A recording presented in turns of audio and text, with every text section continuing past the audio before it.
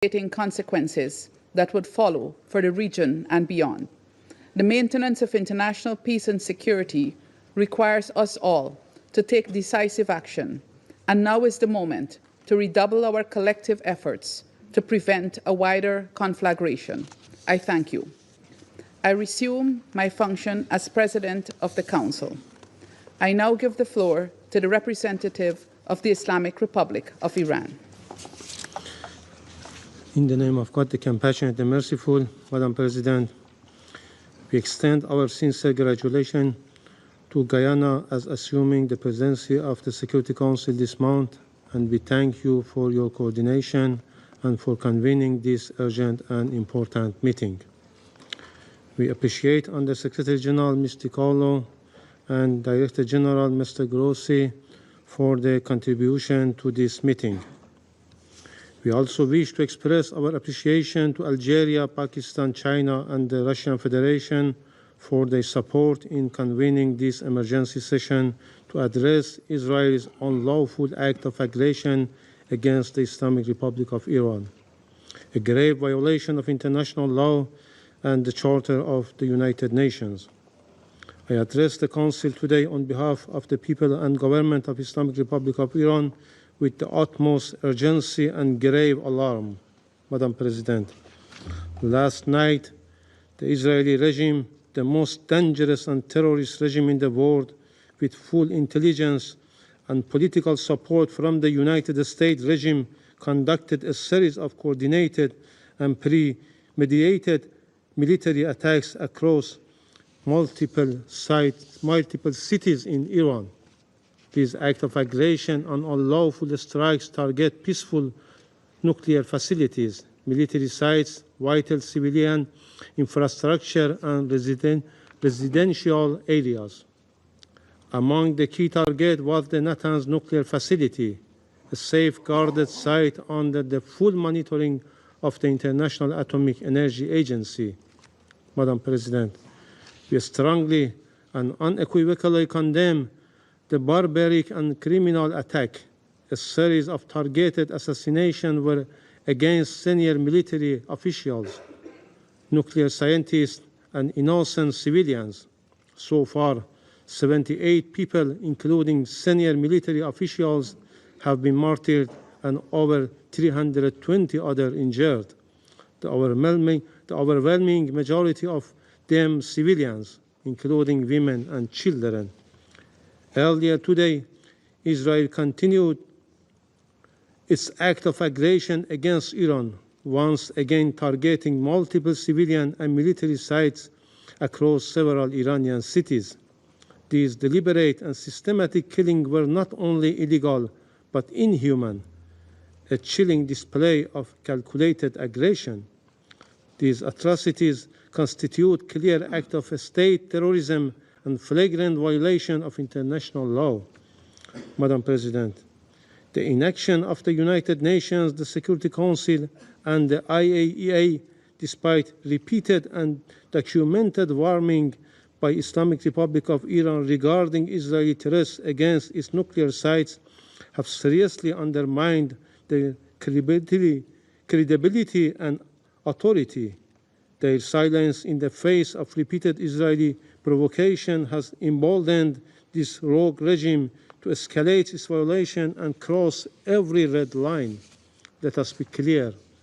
This reckless attack on safeguarded nuclear facilities defied not only the fundamental principles of international law, but also basic common conscience.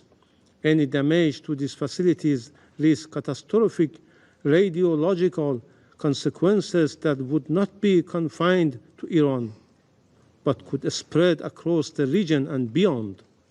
Only a regime devoid of humanity and responsibility would endanger millions of lives in pursuit of its destructive ambitions. These actions stand in direct violation of numerous legal instruments, including the IAEA Statute, the Treaty of Non-Proliferation of Nuclear Weapons, the Geneva Convention, and multiple Security Council and IAEA General Conference resolutions, all of which prohibit attacks or threats against nuclear facilities under safeguards. Above all, this aggression is a grave breach of the United Nations Charter, particularly Article 2, Paragraph 4, which prohibit the threat or use of force against the territorial integrity or political independence of any member state. Israel also violated Iraq's sovereignty and territorial integrity. The Permanent Mission of Iraq today formally protested and condemned this violation of its territorial integrity in a letter to the Security Council and the Secretary General. Madam President, those who support this regime with the United States at the forefront must understand that they are complicit by aiding and enabling these crimes, by they share full responsibility for the consequences. Supporting Israel today is supporting war crimes, crimes against humanity, and deliberate undermining of global peace and security. The Israeli regime's long-standing crimes against the oppressed Palestinian people, its repeated violation of the sovereignty of regional countries, and its possessions of undeclared weapons of mass destruction have made the Middle East a cauldron of chronic instability since its creation. It is long overdue for the international community to act. This regime must be disarmed of all weapon mass destructions, placed under international supervision, and held fully accountable. Madam President, this is not a regional issue. This is not merely an attack on one country. This is a direct assault on the international order, an attack on the Charter of the United Nations, the UN system, the global nuclear non-proliferation regime, as well as the authority of the IAEA. Israel's leadership, including its criminal prime minister, has shamelessly and publicly claimed responsibility for these heinous acts. Israeli officials say that this aggression aims to wreak nuclear talks. This confession alone is enough to reveal the real motive behind the attack: to kill diplomacy, to sabotage negotiation, and to drag the region into wider conflict. This leaves no room for denial. Furthermore, the aggression was intentional, coordinated, and fully backed by a permanent member of this Council, the United States. The United States' complicity in this terrorist attack is beyond doubt. The officials of the United States have expressly and brazenly confessed their willful aid and assistance in the crimes and gross violation that Israeli regime committed as of last night, including the deliberate transfer of arms. We will not forget that our people lost their lives as a result of the Israeli attacks with American weapons. These actions amount to declaration of war. They are the latest in a long and well-documented pattern of lawless, destabilizing, and aggressive behavior by the Israeli regime, a regime that acts with impunity because it is shielded by powerful allies. This must end. Madam President, the Security Council must act now, firmly and decisively. In 1981, this very council responded unanimously to the Israeli military attack on Iraqi Osirak nuclear reactor by adopting Resolution 487, which unequivocally condemned the aggression as a flagrant violation of the Charter of the United Nations and international law. The Council also called on this criminal regime to refrain from any such acts or threats in the future. Had the Council enforced that resolution and held Israel accountable at that time, this regime would not have been emboldened to continue this unlawful behavior with impunity. The current aggression is a direct consequence of decades of inaction and double standards. Madam President, the Islamic Republic of Iran reaffirms its inherent right to self-defense as enshrined in Article 51 of the UN Charter. Iran will respond decisively and proportionately to these acts of aggression at a time, in a place, and by means of its choosing. This is not a threat. This is the natural, legal, and necessary consequence of an unprovoked military attack.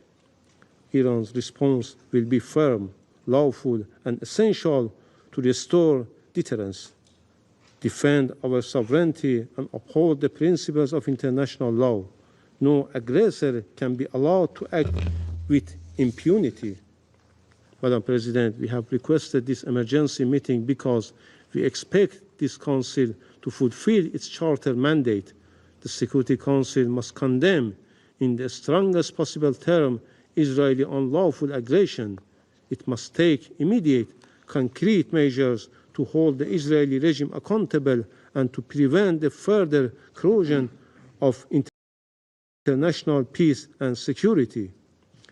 Anything less would signal to collapse of the international system and invite chaos. Let me conclude with a simple and undeniable truth. Israel attacked Iran.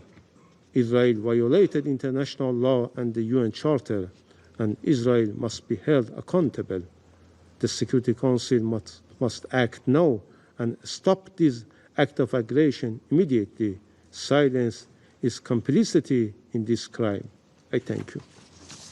Thank the representative of the Islamic Republic of Iran for his statement, and I give the floor to the representative of Israel. Madam President, first I would like to thank USG DiCarlo and Director General Grossi.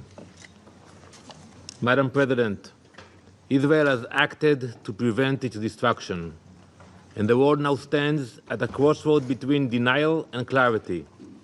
This is not only a defining moment for Israel, it is a defining moment for the global security order and for the credibility of the international system. As we speak, hundreds of ballistic missiles with conventional payloads are striking Israel's cities, neighborhoods, communities. They are striking population centers, not military bases, not Air Force bases, cities.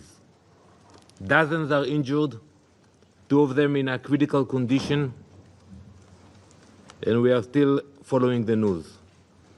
Now take a moment and imagine if today that radical regime had nuclear warheads for those missiles.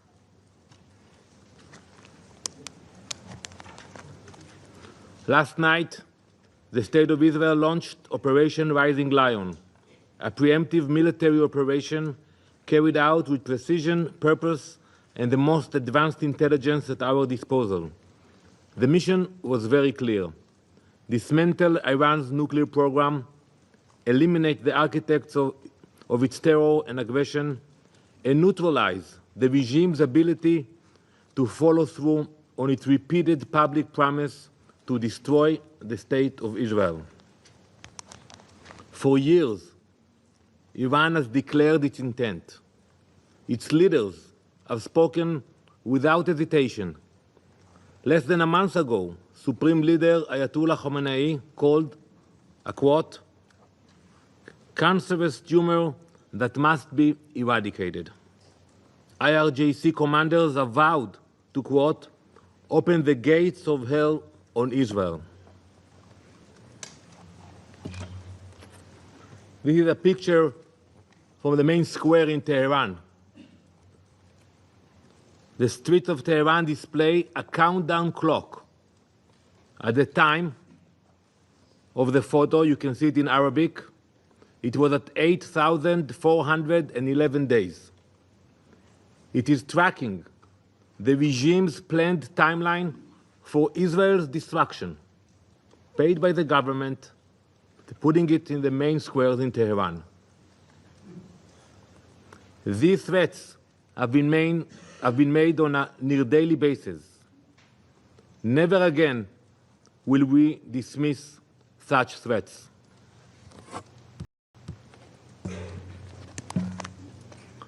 For too long, the world convinced itself that these were just words, that genocidal slogans and threats to erase us could be ignored or rationalized.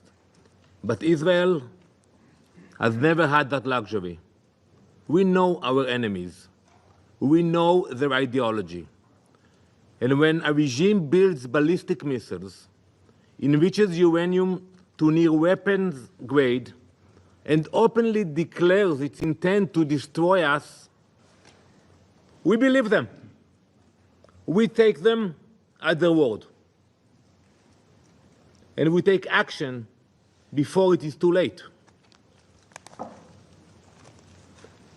Colleagues, Israel did not act recklessly. We waited. We waited while Iran enriched uranium to 60%, a level with no civilian justification, and a level that brings the regime within days of a nuclear breakout. We waited while the IAEA reported that Iran had obstructed inspectors, destroyed monitoring equipment, and accelerated its covert special development program. We waited while Iran developed trigger mechanisms, detonation systems, and plans for warheads. We waited while its leadership actively recruited more nuclear scientists. We waited while Iran constructed a ballistic missile industry so large and sophisticated, and we can expose it now, that it was intended to challenge even the US and Russia in ballistic missile capabilities. They cannot deny it. We waited for diplomacy to work. We gave the international community time. We watched negotiations stretched on as Iran made forced concessions or refused the most fundamental conditions. All the while, Iran continued to build toward the unthinkable. Last night, the wait ended. Our operation targeted 3 layers of the threat. First, we eliminated the central figures of Iran's military and nuclear command. This included Mohammad Hossein Bagheri, chief of the armed forces, Hossein Salami, commander of the IRGC terror organization, and Ghulam Ali Rashid, commander of emergency command. These men directed Iran's conventional military forces and terror forces. They coordinated the terror network that has plagued our region for decades. Think how many meetings you had here about the proxies of Iran in Yemen, in Lebanon, in Syria, in Gaza. Second, we struck Iran's military infrastructure, specifically the surface-to-surface missile array.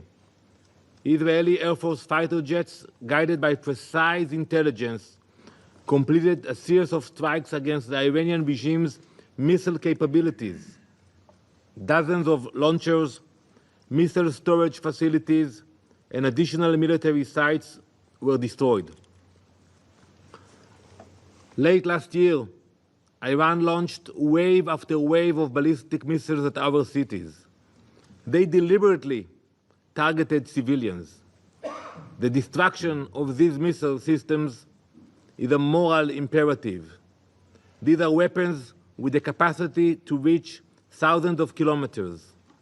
Leaving them in the hands of a radical regime, one that openly dreamed of wiping our nation off the map, was not an option. We will not hesitate. We will not relent. And we will not allow a genocidal regime to endanger our people. Third, we struck the core of the nuclear program, the underground enrichment facilities at Natanz. This facility was operating at a military-grade capacity. Intelligence confirmed that within days, Iran could have produced enough material for multiple bombs. We targeted the heart of that effort. Madam President, this operation was carried out because the alternative was unthinkable. How long did the world expect us to wait? How long? Let's speak about it. Until they assembled the bomb? Until they mounted it on a Shahab missile? Until it was en route to Tel Aviv or Jerusalem, like the more than 100 missiles that they sent an hour ago? How long should we wait? And if anyone in this chamber still believes Iran would never use such a weapon, I invite you to remember October 7. On that day, we saw what Iran's proxy Hamas was capable of. And then in Gaza, they did it with Kalashnikovs, with grenades. They butchered families, they burned children alive, they mutilated women. Imagine what the head of the snake would do with a nuclear warhead. To that end, we uncovered intelligence revealing a multi-front plan directed by Iran, Hezbollah, and Hamas for a future assault on Israel. This one would be far more sophisticated than October 7. It envisioned mass missile launches, first from Iran, then from Lebanon, Syria, Iraq, and Yemen, followed by coordinated infiltrations of our borders. The plan was not aspirational. It was operational, and it was nearing execution. This Council has convened countless times in recent months. You have passed resolutions, called for restraint, demanded ceasefire. You met in emergency sessions when Hamas was under threat. But when Iran marched toward nuclear capability, you said nothing. When they crossed line after line, you drew none of your own. So we acted. We acted to ensure our people alive. We acted so that Jewish children in Jerusalem will not wake up to the sound of air raid sirens triggered by a nuclear launch. We acted so that Iranian missiles will not carry radioactive payloads into civilian neighborhoods. We acted because history has taught us that silence is complicity and hesitation is fatal. We acted because 80 years ago, the Jewish people made a promise to ourselves, never again. That promise applies to a nuclear holocaust as well. This was an act of national preservation. It was one we undertook alone, not because we wanted to, but because we were left no other option. We now turn to this Council, not for permission, but for recognition. Recognition that Israel did what the world should have done. Recognition that the Iranian regime violated every obligation they ever undertook. Recognition that Israel had the undeniable right and duty to defend its people from extermination. We urge the Council to condemn Iran's nuclear violations. We urge the Council to finally acknowledge the existential threat Iran poses to the world. We urge the Council to join us in our commitment to prevent their genocidal dreams from becoming a reality. But we also expect something even more basic: moral clarity. Stop equating aggressors with defenders. Stop treating a genocidal regime and a democracy under siege as two sides of the same coin. The Iranian regime was preparing for war.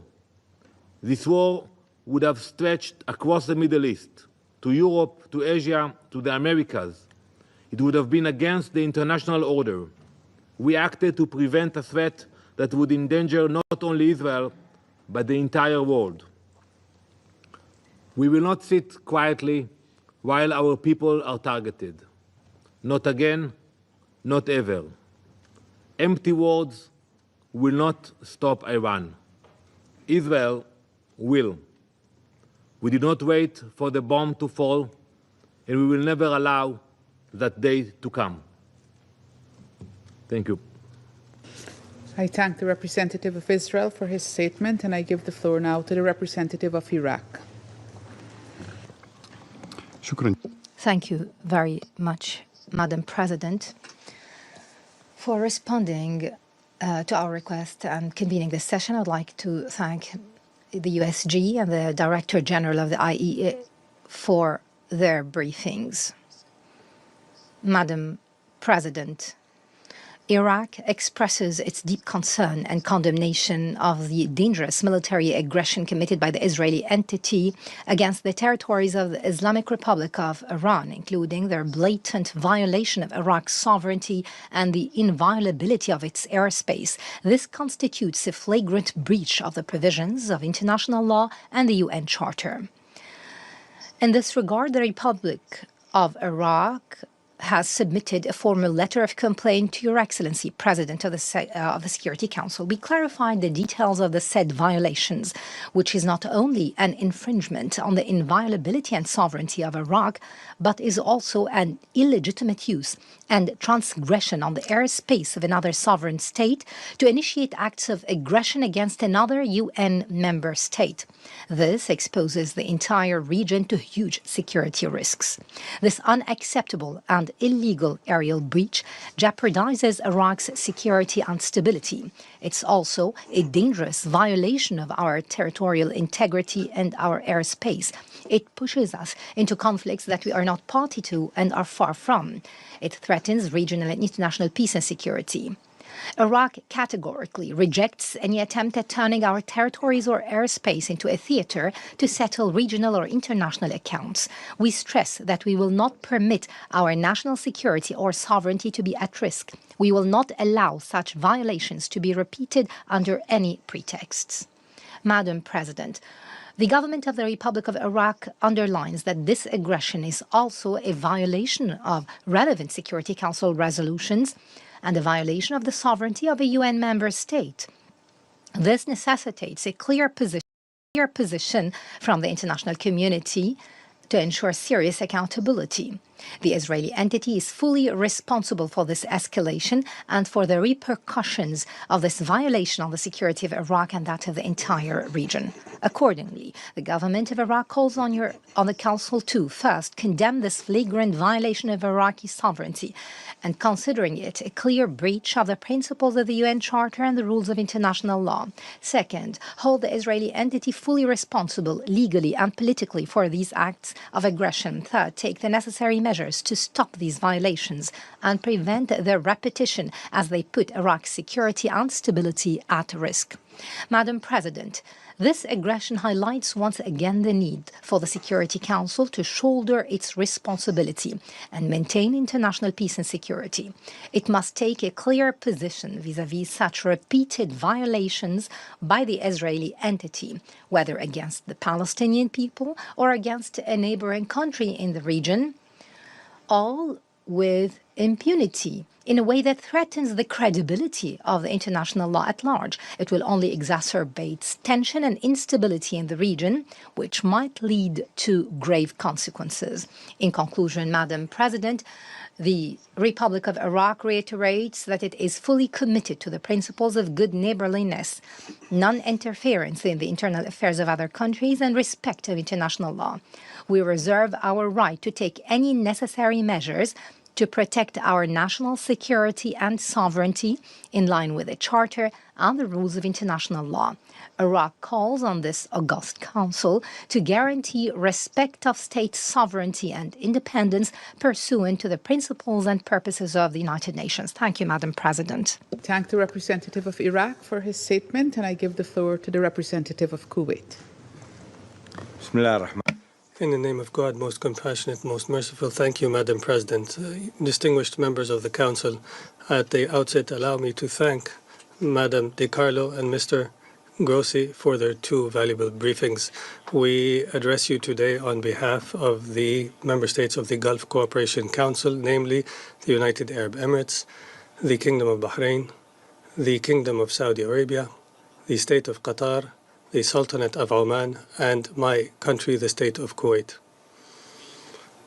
The GCC condemns the attacks by Israel since early this morning against the Islamic Republic of Iran and its attacks against Iranian territory.